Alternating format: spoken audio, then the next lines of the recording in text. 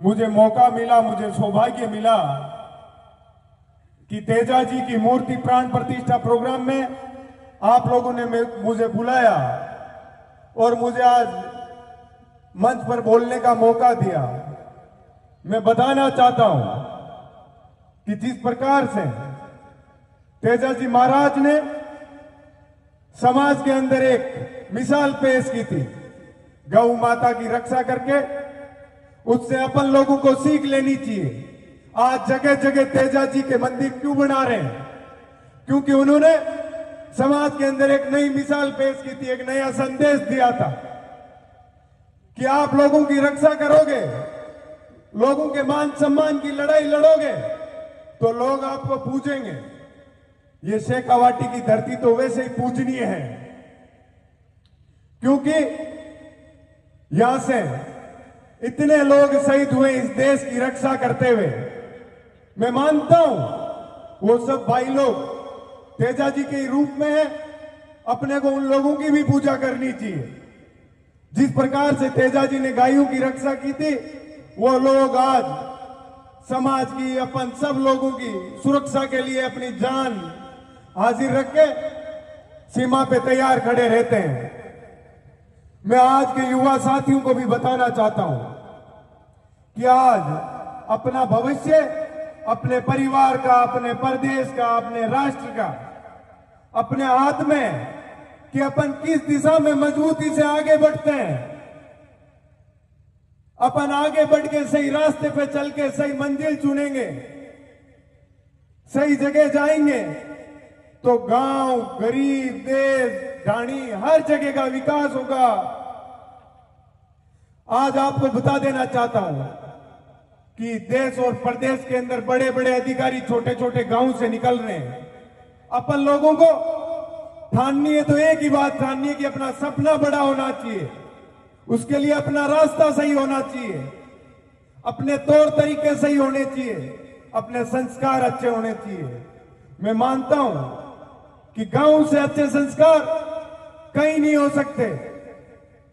यहां बच्चा जन्म लेते ही आस पड़ोस रिश्तेदारों की मान सम्मान से शुरुआत करता है, इतने सारे लोगों के बीच में पलता है, बढ़ता है। मेरा तो यह भी मानना है कि अपन तेजा जी की पूजा करते हैं। आज सर्व समाज तेजा जी की पूजा करता है।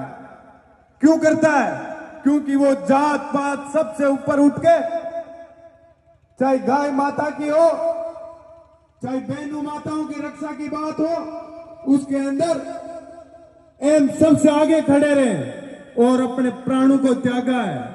ना अपने परिवार के बारे में सोचा, ना अपने खुद के बारे में सोचा और अपने प्राण त्याग दिए। उस त्याग और बलिदान का ही रिजल्ट है आज, जिसके लिए अपन मंदिर बना रहे हैं, पूजा कर रहे हैं। अपन मंदिर तो बना रहे हैं, पूजा तो कर रहे हैं, पर तेजा जी के पद चिन्हों पे कितना चल के इस समाज में कितना कार्य कर रहे हैं, मायने उस बात के निकलेंगे कि तेजा जी की पूजा करते करते अपन सब लोगों को तेजा जी के रूप में इस समाज में कार्य करना है और एक अनूठी मिसाल पेश करनी है। मैं तो आप लोगों का कर्जदार भी हूं, क्योंकि जब मैं राजस्थान यूनिवर्सिटी के अंदर चुनाव लड़ रहा था तो सबसे ज्यादा मेरे शेखावाटी के भाइयों और बहनों ने मेरे ऊपर आशीर्वाद रखा था। तभी तो मैं इन बड़े संगठनों से, और मंत्रियों के बच्चे भी चुनाव लड़ रहे थे मेरे सामने। मैं भी एक छोटे से गांव से, एक आम किसान परिवार से आता हूं, तो आप लोगों के आशीर्वाद की बदौलत और जो मैंने सही साफ सुथरे रास्ते पर चलते हुए साथी भाइयों की सेवा दी थी, और किसान, गांव, ढाणी, गरीब, मोहल्ले से आने वाले मेरे भाई बहनों की आवाज को बुलंद करने का मैंने प्रयास किया था। उसी का फल है कि छात्र संघ अध्यक्ष बनके आज आप लोगों के बीच में आया हूं, आपका आशीर्वाद लेने के लिए आया हूं। मेरे सामने माताएं बहनें बैठी है। राजस्थान विश्वविद्यालय के अंदर मैंने मेरे एक ही सपने की शुरुआत की थी कि इस देश और प्रदेश के अंदर यदि किसी मेरी माता या बहन के साथ कोई अन्याय होता है तो सर्वप्रथम याद करना, आपका भाई मजबूती से पूरी ताकत के साथ आपके साथ आके खड़ा होगा। आपके गांव से कोई भी साथी यदि प्रदेश की राजधानी के अंदर पढ़ने के लिए आता है और उसको किसी प्रकार की कोई कमी महसूस होती है तो भाई को याद करना, मैं पूरी जी जान से आपकी सेवा में हाजिर होने के लिए तैयार रहूंगा। लेकिन इस शिक्षा से अपने को मजबूती से नाता जोड़ना है। गांव के अंदर जगह जगह जहां भी जाता हूं एक ही संदेश देता हूं कि यदि अपनी शिक्षा का स्तर उच्च होगा, मजबूत होगा, तो कोई माई का लाल पैदा नहीं हुआ जो अपने को कमजोर कर देगा। अपन गरीब रह जाएंगे, ऐसा कभी नहीं हो सकता। उसका एक ही उपाय है कि उच्च शिक्षा लेनी है, शिक्षित बनना है।